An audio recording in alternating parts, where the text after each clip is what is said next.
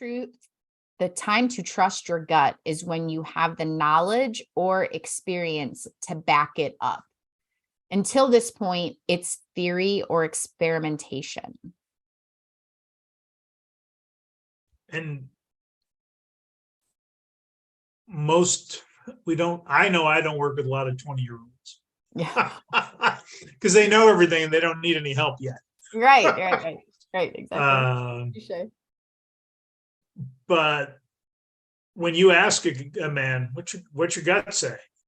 You know which job to take. You know what you need to do. It's that other little voice in your head. Because when you get to a certain point in life, you know, and who knows you better than you? Yeah, that's the letter, right? That's Yeah. it. There's so many tie-ins throughout this series. In fact, if you're watching the little tiny videos, go watch the big long ones because there's a lot of tie-ins back and forth. This is another big one, and I think you just hit it. Fear gets a voice, not a vote. So for those of you who follow John Acuff on Instagram, For the Win, if you don't, go find him. He's awesome. But fear gets a voice, not a vote. The voice is simply acknowledgement of the experience. And I think that this is reinforcement of, yeah, you have to feel your way through it. You have to say, hey, I experienced this. I didn't skip over it. I didn't miss it. It wasn't in my blind spot. I fully experienced this. I know it's there, but it doesn't get a vote in how I'm going to decide. I'm still going to do what I think is right. And your gut is just making sure you don't overlook when you have that little, when you know what to do, but you hear that little voice. Yeah, it's not a vote. It's just a reminder. You know where the lines are. Don't go too far to the edge. And again, I'm not saying play small. I want to be very clear, but it's just don't overthink when you shouldn't. And it's just a reminder. Hey, here's one of the hazards. It's like, yep, that's right. Thank you. And you know you're on the right path. You keep going. We have a video out there. I'll try to link it, but it's about the crab trap. And I think that we are quick to say, oh, this applies to other people, but we don't ever consider this about ourselves. So for those of you who are familiar with the crab trap, bear with me. If you're not familiar with the crab trap, they build a crab trap with a lid on it because crabs will kind of climb on top of themselves and get out. If you stay in the bottom of a crab trap too long, you become bait. If you don't empty a crab trap, they will eat themselves. They have a survival skill to make sure that they continue to survive until they can get out. We see this theory very often in workplace cultures that are bad, people trying to pull the crabs down that can't get out. So all that negativity and bad workplace culture are trying to keep the crabs from climbing out. They're pulling each other down. And by the way, somebody becomes bait at the bottom if you don't clean it out. We see that same concept with sales teams that are underperforming. If you are a military person, we talk about Navy SEAL boats in training. If you have a top performing boat and a low performing boat, swap the leaders, what happens?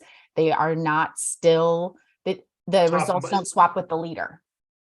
No, it's the whole team. Now, the leader can bring that worst boat. A great leader can bring that worst boat if there's 8 teams, probably from 8th to about 5th. Correct. But if he's got guys with the wrong mindset, he'll never get him to number 1. Correct. They just don't stay in the lane that they're in. So I think that this crab trap piece is, if this resonates with you, well, it's better if I just stay where I'm at. We talked about this in the business series. Well, I sold my business. Maybe I'll just stay stagnant. Well, I'm going to call you out on your crap on that one because none of us will actually do that. We've got some side hustle. 6 months, 6 months and you'll be going crazy. Exactly. Or your wife will be going crazy and want you to get back out to doing something. Even my grandfather had a side job after he retired because my grandmother couldn't take it anymore.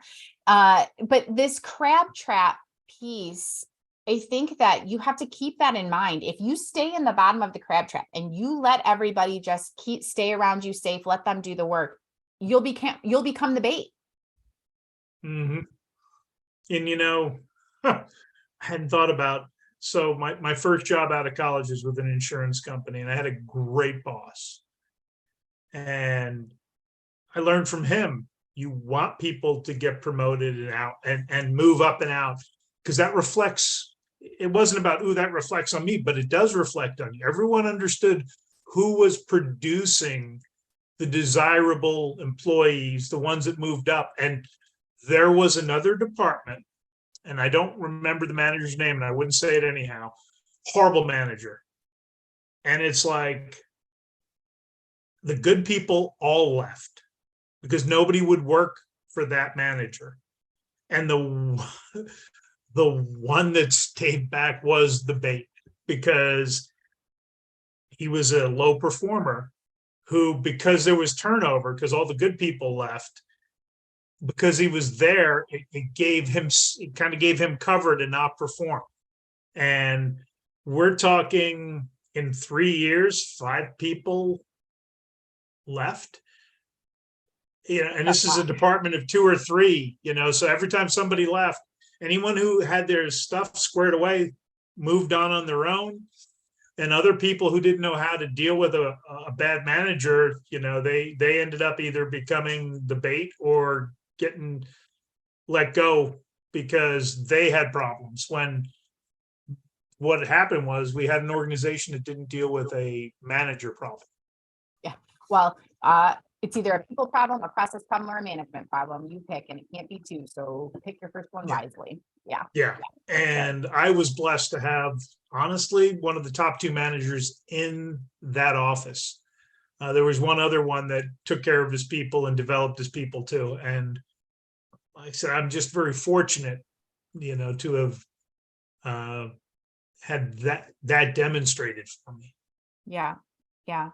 Well, we hit quite a bit of fear tactics today. I think that if you've combed through this video with us in segments or as the whole thing, there's a lot of great visuals to decide which one sits best with you. And where are you at in your assessment of this is how I see fear, and this is what I'm willing to do to change it. One of the ones that I like the best, and we'll kind of leave you with this challenge, I'll kind of describe it a little bit more as we go. But it's what I call the wooden nickel. And I see, so we gave you at the end of the second series in business, a challenge to write down what you wanted next. And that next thing, if you actually did it, right, brain to hand, most of you probably said, oh yeah, I'll get to that. But if you actually did it, that's the opportunity that you're chasing. That's the thing. So I call that one side of your wooden nickel. Or by the way, my co-host today has a poker chip because I knew that was more his game. Okay. So, yep. Wooden nickel. All right. So we have a couple different examples for you today. So your opportunity is one side of your wooden nickel. The other side of your wooden nickel is fear. Now, here's the question. Why are my 2 choices different than Dennis's poker chip? What's the difference between the 3? The difference is the thickness. So what does the thickness suggest? It is actually your ego. So while all of us cringe when you go, oh, I don't have an ego. Oh God, no, that's not me. I'm going to challenge you to put one of these in your pocket for the week, but draw one of these or maybe a couple of these on a piece of paper, fear on one side, what you want as opportunity on the next. Maybe it's to start a new business. Maybe it's to start counseling with your significant other. Maybe it's to play golf with your son once a week. And by the way, that's a journey to even get them to commit. Whatever that looks like for you, what is this opportunity that you want next? And then here comes the hard part. Describe what your ego looks like. and you have to write it down. If you'd like bonus points for those of you who are in it for the good grade, maybe ask a few people around you what they think your ego looks like. That answer might be hard to hear. What we are all hoping for is that it's a quick flip of the coin, that it becomes thin and you can switch back and forth between opportunity and fear quickly. Dennis has got a poker chip. He runs on risk over there. But if you, if you've got destroyed last week. But if you've got a thick wooden nickel, think about all the places that you have a wooden nickel that, when we were kids, they'd come out of a carnival, or, you sit at the bar and you get a chip at the bar, or you've got a poker chip, whatever that looks like for you. How big is your ego? Because if you're having a hard time with this fear concept, what we really might be fighting is your ego. You really want to diminish your ego, play golf. That's a whole nother podcast, Dennis. So go ahead. I've been carrying this every day since the retreats in Mexico. It's challenge coin we gave out. Oh. And on it, one side has an oak tree and it shows the roots. It says, accept what is, let go of what was, have faith in what will be. And then on the other side, it says, this too shall pass, nothing lasts forever. And one of the men got a tattoo while he was down there. Oh my God. And he got a tattoo of an oak tree that almost looked like this one on his shoulder. And this is before we gave the challenge coin out. Oh my gosh, that's so cool. My grandfather's name meant oak tree. So this is my challenge coin.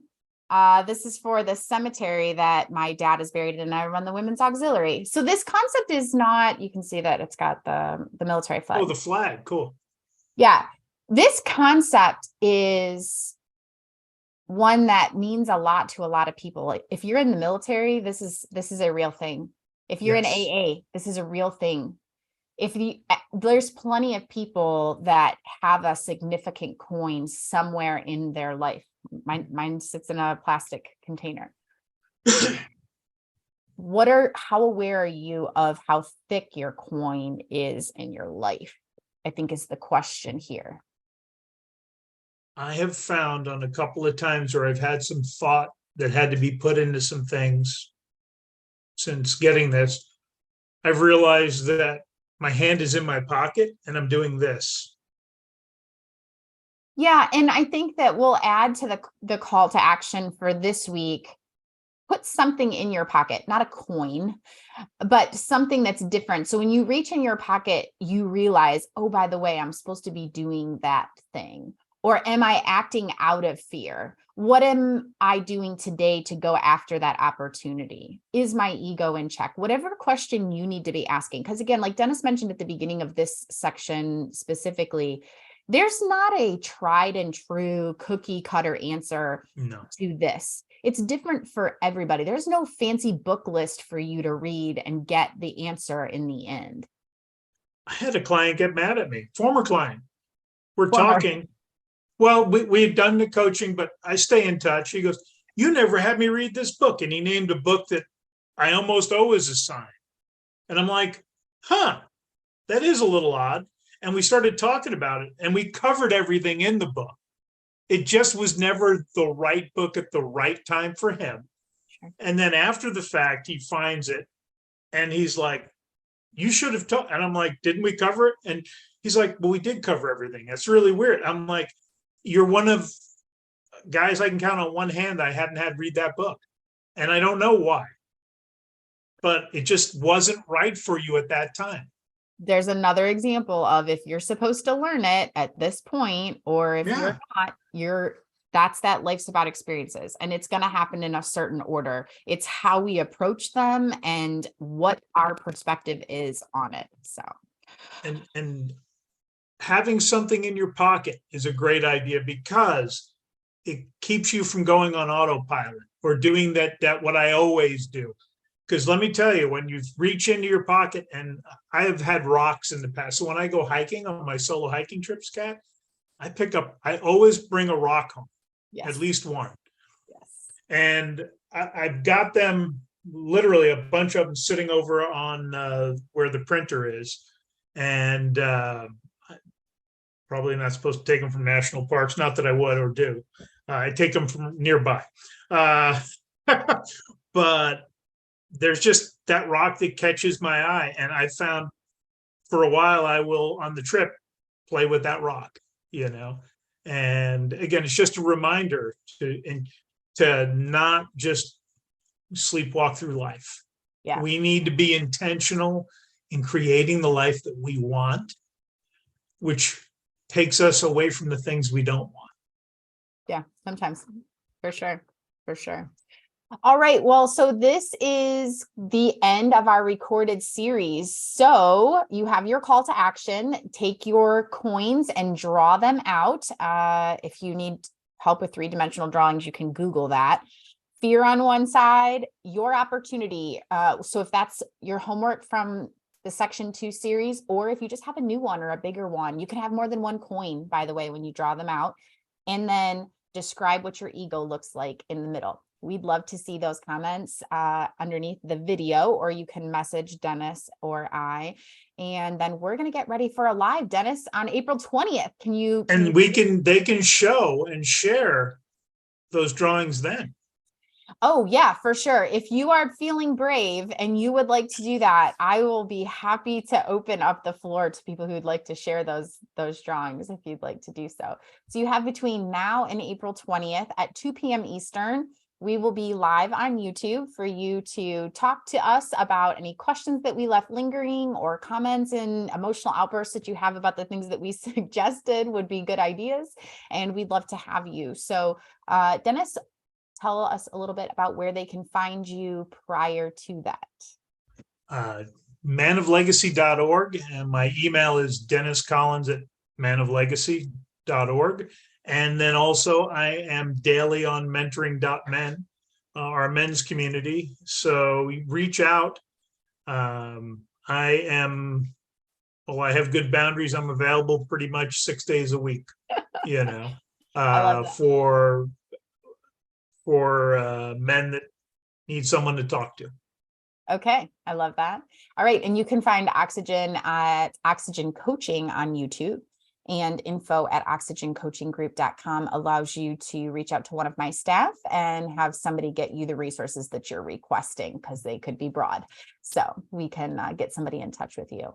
All right, well, we tell everybody that we hope you take just a little bit of time to breathe life in, and we're looking forward to seeing everybody on April 20th.